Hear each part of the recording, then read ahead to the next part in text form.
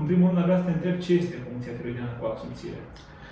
Puncția tiroidiană cu ac subțire este o manevră simplă, mini-invazivă.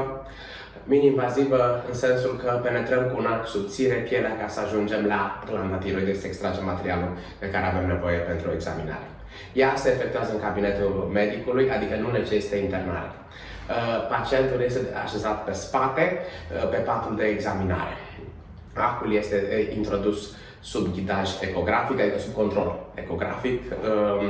Se folosesc ace foarte subțiri, similare cu grosimea acelor care își injectează pacienții insulina, adică de 27, 25 și 23 gauge. Asta respectiv înseamnă 0,3, 0,4 și 0,55 mm. Deci sunt niște ace foarte subțiri. Scopul de a avea ace subțiri este de a permite trecerea prin ac a celulelor tiroidiene fără să treacă multe hematii care ar afecta calitatea probei.